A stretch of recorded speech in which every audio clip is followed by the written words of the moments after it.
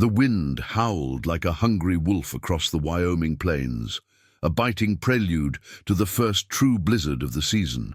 Elias Thorne, a man built from the same rugged stuff as the land he worked, was mending a broken fence line, his breath a thick plume of white in the frigid air.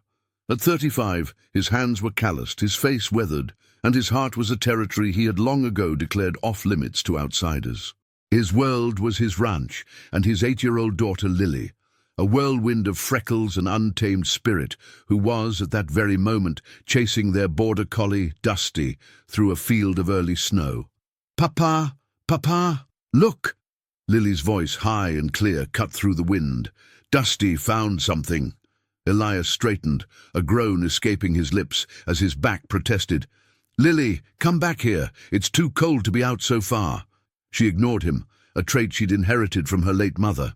He watched as she and Dusty disappeared over a small rise. A sense of unease, as cold as the wind, settled in his gut. Leaving his tools, he started after her, his worn boots crunching on the frozen ground. When he crested the hill, the sight that met him stopped him cold. Lying half-hidden by a snowdrift was a woman, her clothes thin and torn, an old filthy blanket wrapped tightly around her. A small bundle, a baby, was clutched against her chest. Dusty was whining softly, nudging the woman's still form. "Papa," Lily said, her small voice trembling. She pointed to the bundle. "Her baby's crying in the cold." A faint, muffled whimper reached Elias. He knelt beside them, the fear for his daughter momentarily replaced by a deep, gut-wrenching pity. The woman's face was pale, her lips blue. He gently pulled back the corner of the blanket, revealing a tiny, crimson-faced infant, its mouth open in a silent wail. The baby's skin was mottled, a dangerous sign of hypothermia. "We have to help them, Papa," Lily pleaded, her eyes wide with a mixture of terror and compassion. Elias knew the risks. Bringing strangers into his home, a place he had meticulously protected, was a dangerous move.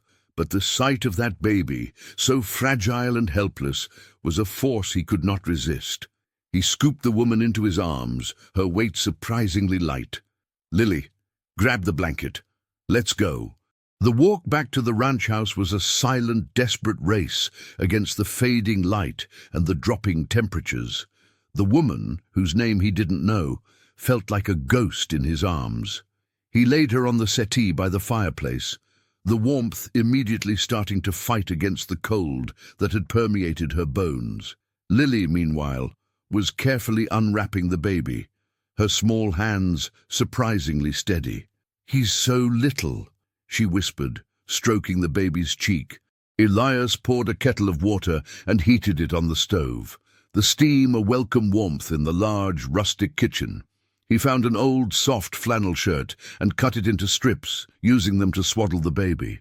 "He needs milk, Lily. Go find some of that goat's milk we have." As his daughter bustled away on her mission, Elias turned his attention back to the woman. Her eyelids fluttered, and she let out a shallow cough. Her skin, where he could see it, was marked by bruises.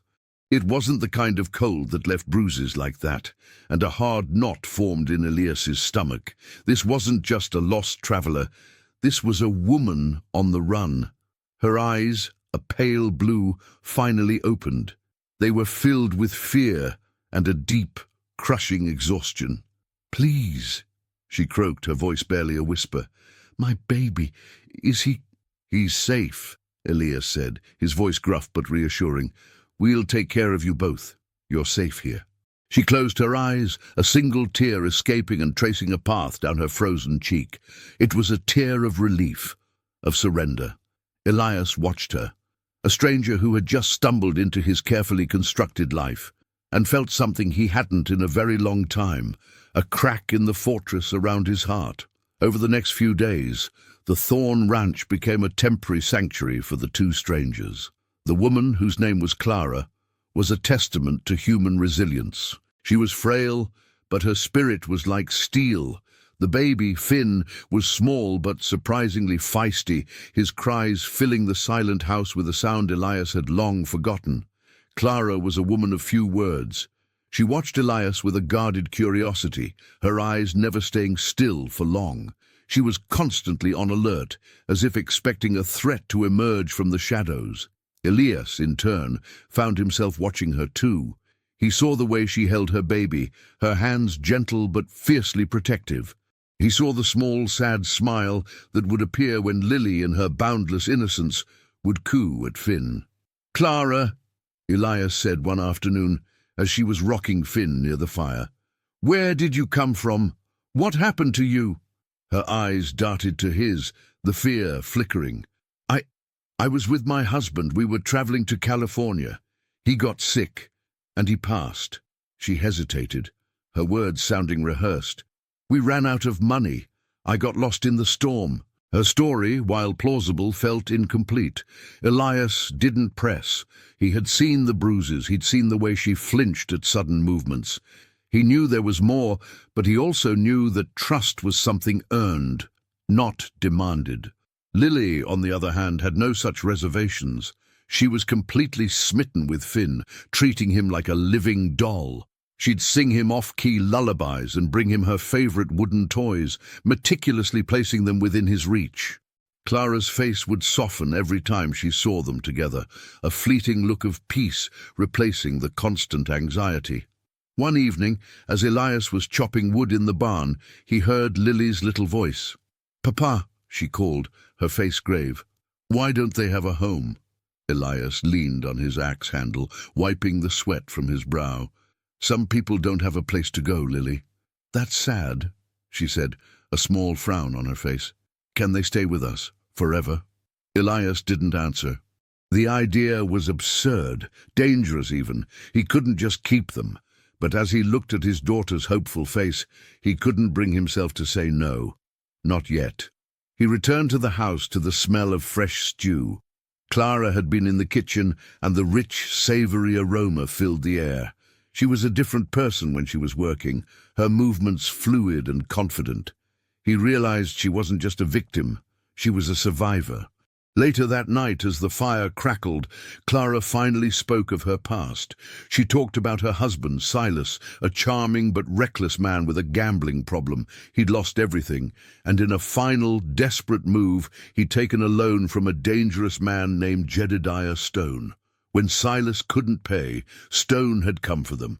"He said he would take what was owed," she whispered, her hands trembling. "He said he'd take me and the baby. We ran. We've been running for months." Elias felt a cold rage settle in his heart. The bruises, the fear, it all made sense. A man like Jedediah Stone was a predator, a stain on the land.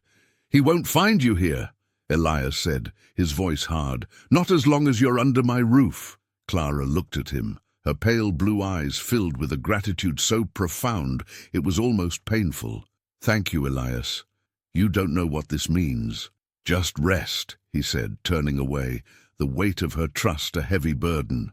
But as he looked at his daughter, curled up asleep by the fire, with the soft shape of the baby wrapped in her blanket nearby, he knew he couldn't turn them out. They weren't just two strangers anymore. They were family.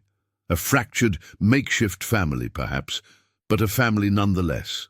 As the winter deepened, so too did the bond between the 4 inhabitants of the Thorn Ranch. Clara, no longer a ghost of a woman, began to bloom. The fear was still there, a constant shadow in her eyes, but it was now laced with a newfound resolve. She helped with the chores, her quiet efficiency a welcome addition to the household. She taught Lily how to sew and mend, her nimble fingers moving with a practiced grace. But the small, isolated world of their ranch couldn't stay a secret forever. One cold morning, Elias rode into town for supplies. The small, dusty town of Redwood Creek was a place of familiar faces and even more familiar gossip. Elias, a quiet and reserved man, was used to being the subject of speculation, but this was different. He could feel the stares, the whispers following him like a pack of vultures. Old man Jenkins, the proprietor of the general store, eyed him with a mixture of curiosity and suspicion as Elias paid for his goods. "Heard you've got some new company out there, Elias." Elias's jaw tightened. Just some folks needin' help. A woman and her child. Strangers, ain't they? Jenkins pressed. Folks from around here don't just go getting lost in a blizzard. Where's her husband? He passed on, Elias said, his voice flat. He didn't offer any more information. A young widow with a baby, Jenkins mused, a knowing glint in his eye. Sounds like a problem to me. Elias just gave him a hard stare and left the store. He could hear the low hum of conversation behind him as he walked back to his horse. He knew what they were thinking. A solitary man, a beautiful young widow, and a baby. It was a scandal waiting to happen in their small, moralistic world. The tension only grew when he brought Clara and the children to town for a supply run a week later. The townsfolk stared openly, their judgment a physical weight in the air. The women of the town, in particular, gave Clara the cold shoulder, their polite smiles never reaching their eyes. Clara, her head held high, pretended not to notice, but Elias saw the way her hand trembled as she held Finn's blanket a little tighter. Later that day, Elias and Lily sat in the saloon, sharing a sarsaparilla while Clara and Finn waited outside in the carriage. A group of men, led by Jedediah Stone's younger brother Caleb, a brash and arrogant man with a reputation for trouble, approached their table. "Well, well, Elias Thorne," Caleb sneered, his eyes narrowed. "Heard you've been playing the Good Samaritan. That your new little lady out there?" Elias's hand tightened on the glass. "Leave it be, Caleb. She's a pretty one," Caleb said, ignoring the warning. "Seems a shame she's a wanderer." Elias rose slowly, his towering frame casting a shadow over the table. "I said leave it be." "Careful, Elias," Caleb said, a cruel smirk on his face. "That kind of charity can get a man into a world of trouble." Elias didn't respond. He simply picked up his daughter's hand and walked out, the silence in the saloon deafening behind them. As they drove back to the ranch, Lily, sensing her father's tension, asked, "Why were they being mean, Papa?" "Some people just don't understand, honey," he said, his eyes on the road ahead. But a part of him knew they understood all too well. They saw a quiet man who had let a beautiful woman into his life, and they were already writing the story they wanted to believe. The rumors were just the beginning. The real trouble, he knew, was on its way. The whispers in Redwood Creek eventually reached the ears they were meant to. Jedediah Stone was a ruthless man, a loan shark and a land speculator who had a long reach and a short temper. He saw people as assets or liabilities, and Silas's widow and child were a valuable asset. The news that they had been taken in by a well-respected and, more importantly, a wealthy rancher like Elias Thorne was a development he found intriguing. One clear, cold morning, as Elias and Clara were mucking out the stables, a rider approached the ranch. It was Caleb Stone, his presence a dark cloud on the horizon. Elias's hand went instinctively to the rifle he kept propped against the barn wall. "What do you want, Caleb?" Elias asked, his voice low and dangerous. "Just a friendly visit, Thorne," Caleb said, his eyes scanning the ranch, a hungry, calculating look in them. "My brother Jedediah heard about your new additions." He was mighty interested. Clara, who had been standing silently behind Elias, stiffened. Her eyes, wide with terror, met Elias's. The fear she had been trying so hard to hide was now nakedly apparent. "They're no concern of yours," Elias said, his hand now firmly on the rifle. Caleb dismounted, a smirk on his face. "Oh, but they are. That pretty little lady owes my brother a debt, a rather large one, and my brother is a man who collects on his debts, one way or another." "She has nothing," Elias said, a cold certainty in his voice. "Her husband gambled everything away." "That may be," Caleb said, taking a step closer, "but the debt is hers now. She owes us for the trouble, for the wasted time. My brother says she can pay it off in services, and the boy, too. Jedediah's always been a man who likes to have little hands around to do the work." Elias's blood ran cold. The man was suggesting a life of servitude, of slavery. The sheer arrogance of it was infuriating. "Get off my land, Caleb. Now." "Or what?" Caleb challenged, his hand on the butt of his own pistol. "Or you won't be riding back," Elias said, his finger resting on the trigger. Caleb held his gaze for a long moment, a sneer on his face. He knew Elias meant it. He mounted his horse, his eyes never leaving Elias. "This ain't over, Thorn. Jedediah will be back, and he'll have more than just words for you." He rode off, leaving behind a silence that was more terrifying than any threat. Elias looked at Clara, her face ashen. Lily, who had been watching from the porch, ran to her father, her small hands clutching his leg. "Papa, what did that man want?" she asked, her voice trembling. Elias knelt down and hugged her tightly. "Nothing to worry about, sweetheart. Just some trouble. It's all gone now." But as he looked at Clara, who was now holding Finn, her face a mask of despair, he knew the trouble had only just begun. The sanctuary he had created for them was no longer a secret. It was a target. And Elias Thorn was not a man who ran from a fight. Elias knew he couldn't face Jedediah Stone alone. Stone was not just a loan shark. He had a network of men, a small army of thugs who did his bidding. Elias was a rancher, not a gunslinger. He needed help, and he knew just the man to ask. Sheriff Marcus Cole was an old friend, a no-nonsense lawman who believed in justice, not just the law. Elias found him in his small, dusty office, the smell of old paper and stale coffee filling the air. "Marcus," Elias said, getting straight to the point, "Jedediah Stone is after a woman and her child I'm sheltering. He's claiming a debt." Sheriff Cole, a burly man with a weathered face and a tired look in his eyes, listened patiently. "Jedediah's always looking for a new mark," he said, leaning back in his creaky chair. "What's his play?" Elias explained the situation, the story of Silas's debt and Stone's threat to take Clara and Finn. "He's not just a loan shark, Marcus. He wants them. He wants to make them his property." Sheriff Cole's face hardened.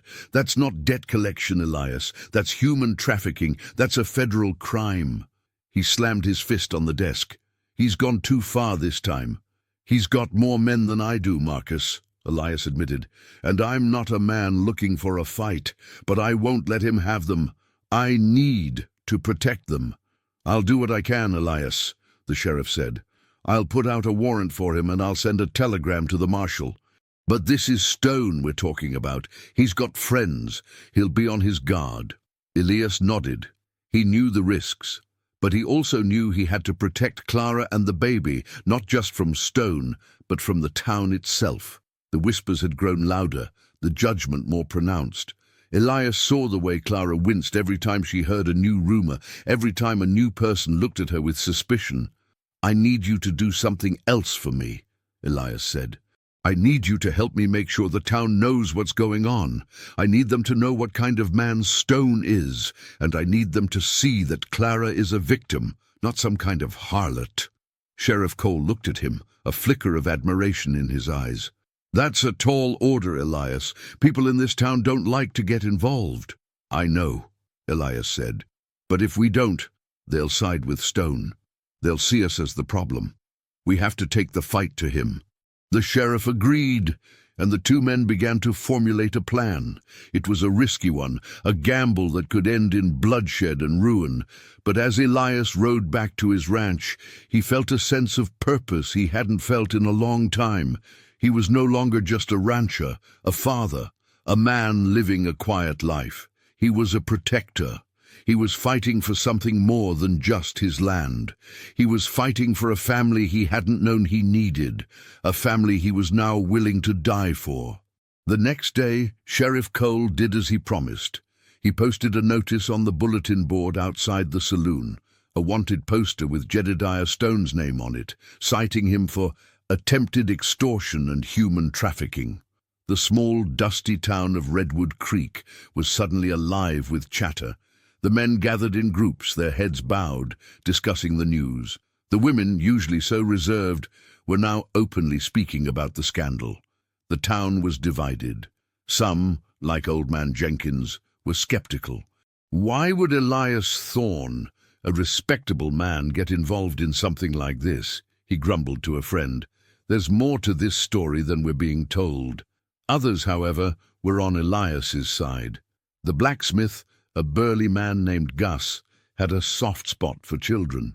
No man should be allowed to take a child and their mother like that, he declared. It's an abomination. The real turning point came when Clara, her head held high, walked into the general store with Lily. The stares were still there, but now they were mixed with a hesitant curiosity. A few of the women who had been the most vocal in their condemnation now approached her, their faces betraying a flicker of sympathy. "I heard about your husband," one woman said, her voice soft. "It's a terrible thing to lose a man, and to be left alone with a baby." Clara, who had prepared herself for a verbal assault, was taken aback. "Thank you," she said, her voice a little shaky. "He was a good man. He made a bad choice." The woman nodded, and then, in a gesture that felt like a seismic shift in the town's social order, she offered to help Clara carry her bags to the wagon. The ice was beginning to thaw.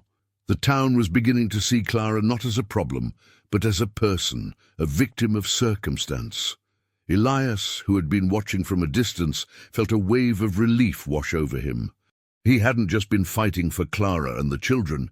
He had been fighting for their right to be seen, to be accepted. But the progress was slow. The rumors still persisted, and the tension was still palpable. Elias knew that the final test, the real battle, was yet to come.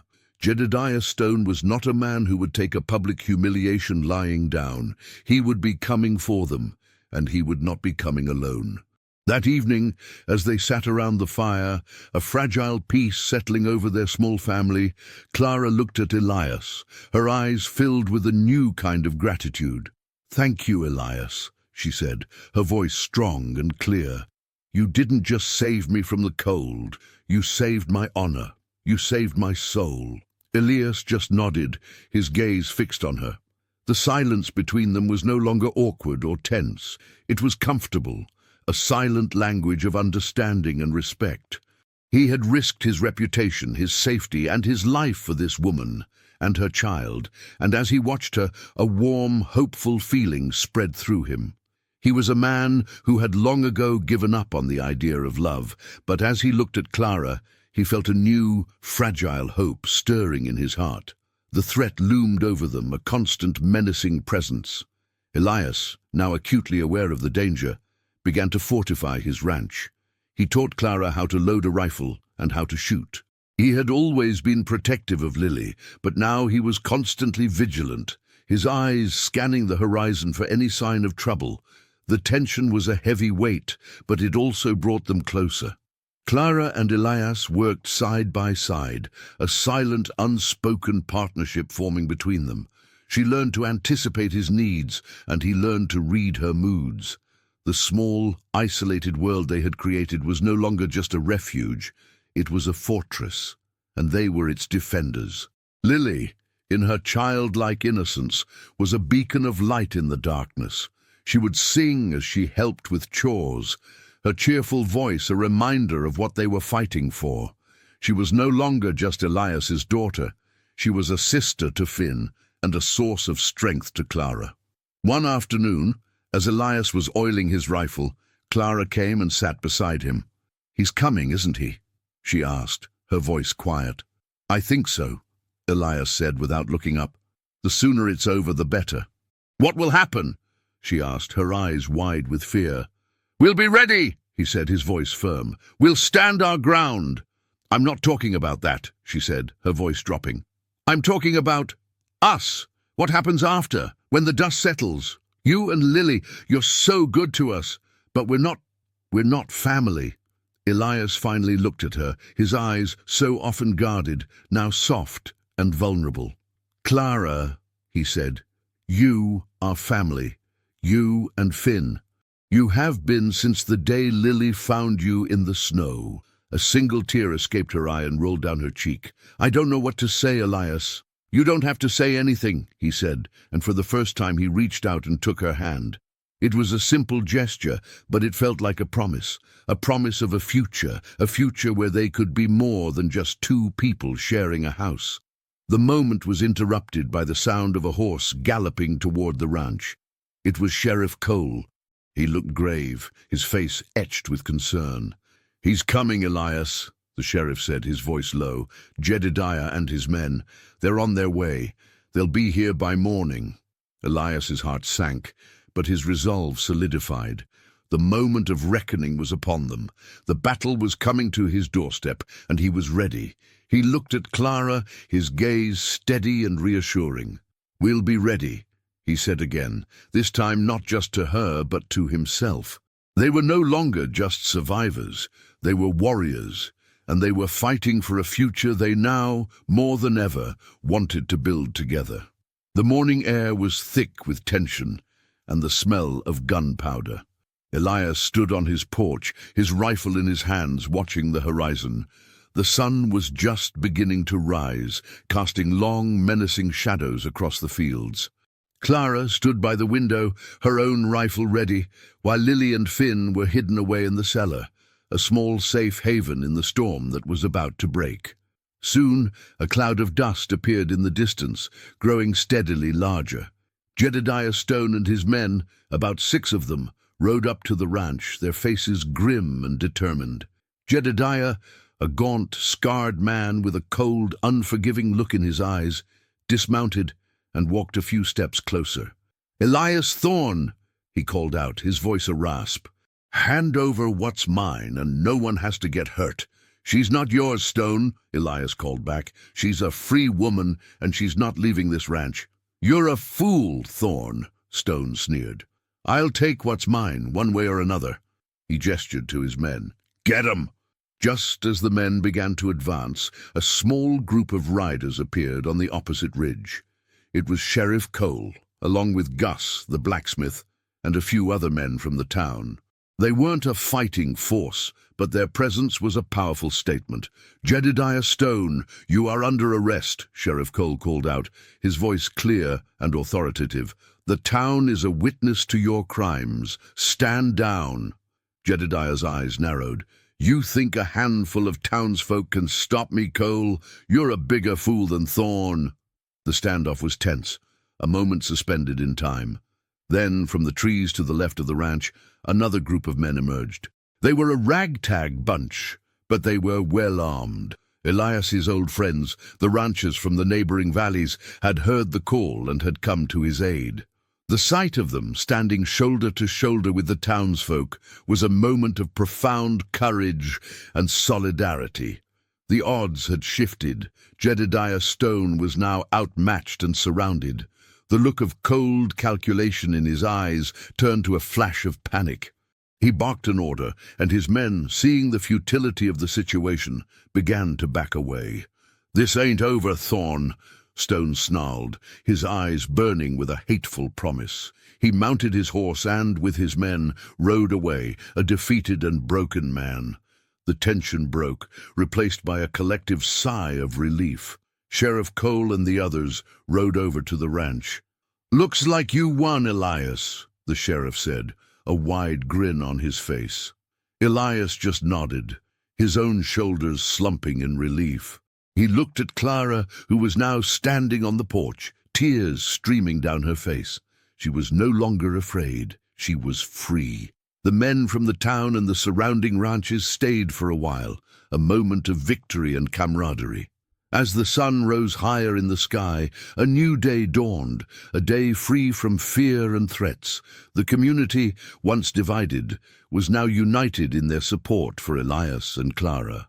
The small act of compassion had grown into a movement, a powerful statement of what was right. The town, now fully embracing Clara, came to the ranch with gifts and well-wishes. She was no longer an outsider, but a member of the community. Elias and Clara's relationship deepened, their conversations moving from survival to dreams and hopes. One evening on the porch, Clara confessed, "I don't have a husband. I was running from Jedediah Stone. He was in debt to my brother and wanted to sell me and Finn as payment. I was trying to protect my son." Elias took her hand, his expression unwavering. "You did what you had to do. You protected your family." The silence that followed wasn't about secrets, but about unspoken promises. He realized he could love and live again. Returning inside, he saw Clara with Finn and knew what he had to do. "Clara," he said, "I can't imagine this life without you. Will you be my wife?" A small, tearful smile bloomed on her face. "Yes, Elias. 1,000 times, yes." Months later, the Thorn Ranch was no longer a quiet place. Filled with the sounds of laughter, it had become a true home. Elias and Clara married in a small ceremony, celebrated by a community that had come to accept them. Elias was now a husband and a father to 2 children, finding his place in the world. He taught Finn and watched with joy as Lily and Clara spent their days together. The future was filled with promise. They faced challenges as a team, as a family. One summer evening on the porch, Elias held Clara close. "I'm just glad Lily found you," he said. Clara smiled. "She didn't just find me, Elias. She brought me home." Elias looked at the vast, star-filled sky. He had started as a solitary man who had lost everything, but in the heart of the Old West, he had found a new family and a life built on a simple, profound act of compassion.